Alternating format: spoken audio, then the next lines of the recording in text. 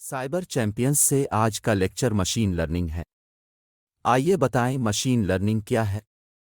तसव्वुर करें कि आपका एक दोस्त है जो खिलौनों से खेलना पसंद करता है, लेकिन इस दोस्त को ये नहीं मालूम कि हर खिलौने को क्या कहते हैं। आपका काम अपने दोस्त को उन खिलौनों के नाम सिखाना है। सबसे पहले आप उसे एक खिलौना दिखा सकते हैं और उसका नाम बता सकते हैं। आपका दोस्त इससे सीखता है और इस खिलौने का नाम याद करने लगता है। ये मशीन लर्निंग के काम करने के तरीके से मिलता जुलता है। मशीन लर्निंग में खिलौनों के बजाय हमारे पास डेटा होता है। डेटा जानवरों की तस्वीरों से लेकर रियाजी के मसले में आदात तक कुछ भी हो सकता है।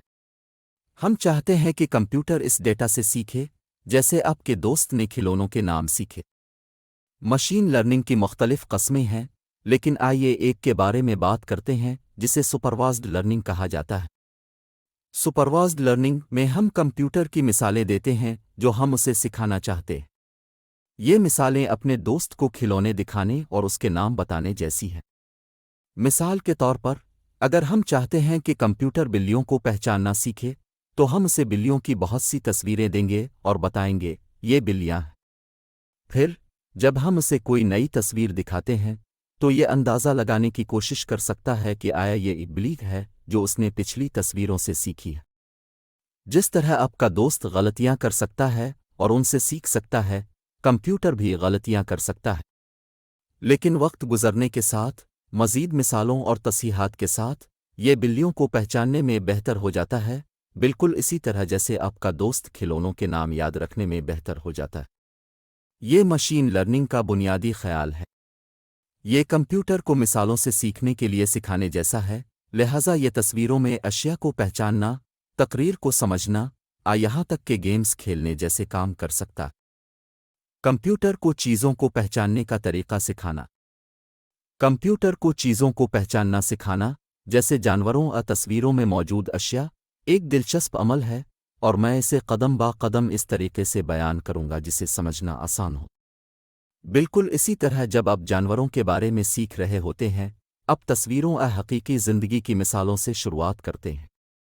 कंप्यूटर्स के लिए हम तस्वीरों का एक ग्रुप जमा करते हैं। हम कहते हैं कि हम चाहते हैं कि कंप्यूटर बिल्लियों को पहचाने। हम किताबों या इंटरनेट से बिल्लियों की बहुत सी तस्वीरें जमा करते हैं। तस्वीरें जमा करने के बाद हमें कंप्यूटर को बताना होगा कि हर तस्वीर में क्या है। हम तस्वीरों को बिल्ली का लेबल लगाते हैं या बिल्ली का नहीं। इससे कंप्यूटर को ये समझने में मदद मिलती है कि वो क्या देख रहा है। अब हमें ये समझने में कंप्यूटर की मदद करने की ज़रूरत है कि बिल्ली को बिल्ली क्या बनाता है। हम तस्वीरों को देखते हैं और उन खुसूसियात नमूनों की निशानदेही करते हैं जो तमाम बिल्ली तस्वीरों में आम हैं, लेकिन इन तस्वीरों में नहीं जिनमें बिल्लियां नहीं हैं। मिसाल के तौर पर, बिल्लियों के आम तौर पर नोकीले कान, भूरी आंखें और दम होती है। हम इन लेबल वाली तस्वीर को उनकी खुसूसियात के साथ कंप्यूटर को दिखाते हैं। कंप्यूटर इस मालूमात को मॉडल बनाने के लिए इस्तेमाल करता है। किसी मॉडल को कवायद हिदायत के एक सीट के तौर पर सोचें जो कंप्यूटर बिल्लियों को पहचानने के लिए पैरवी करता है। हम कंप्यूटर को तस्वीरों में नज़र आने वाली खुसूसियात की बुनियाद पर उन उसूलों को एडजस्ट करके सिखाते हैं। एक बार जब मॉडल को तरबियत दी जाती है, हम इसे नई तस्वीरों के साथ जांचते हैं। हम से ऐसी तस्वीरें देते हैं जो उसने पहले नहीं देखी हों और उससे पूछें कि हमें बताए कि आया कोई बिल्ली है या नहीं। अगर यह गलती करता है तो हम उसे राय देकर दुरुस्त करते हैं। मिसाल के तौर पर, अगर उसे लगता है कि कुत्ता बिल्ली है, तो हम उसे कहते हैं, नहीं, ये बिल्ली नहीं है, ये एक कुत्ता है। हम कंप्यूटर को मज़ीद तस्वीर दिखाते रहते हैं और उसकी गलतियों को दुरुस्त करते रहते हैं जब तक कि वो बिल्लियों को पहचानने में वाकई अच्छा ना हो जाए। जितनी ज़्यादा तस्वीरें और तासुरात मिलते हैं, इतना ही बेहतर होता जाता है। एक बार जब हमारा मॉडल तरबियत याफ्ता हो जाता है और अच्छी कारकर्दगी का मुजाहरा करता है, तो हम उसे नई तस्वीरों में बिल्लियों को पहचानने के लिए इस्तेमाल कर सकते हैं।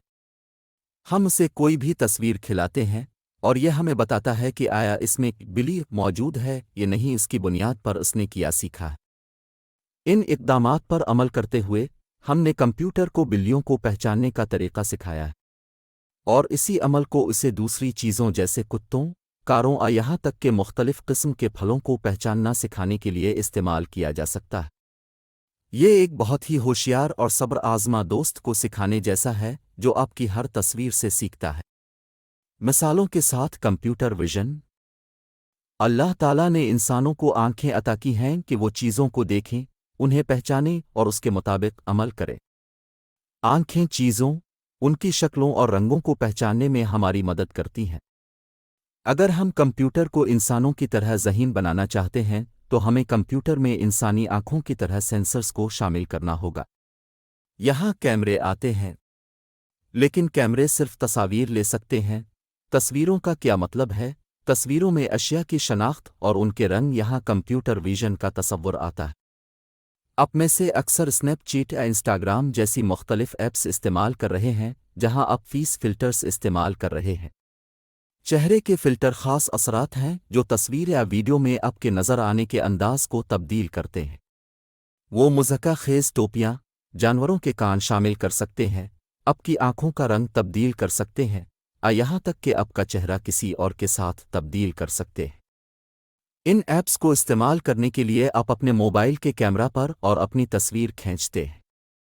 یہاں کمپیوٹر ویژن آتا ہے جو ایپ کو یہ معلوم کرنے میں مدد کرتا ہے کہ آپ کا چہرہ تصویر میں کہاں ہے، پھر یہ معلوم کرتا ہے کہ آپ کی آنکھوں، ہونٹوں اور ناک وغیرہ کا مقام کیا ہے، اور پھر چہروں پر بنی کان یا چشمہ جیسے مضحکہ خیز اثرات شامل کرتے ہیں۔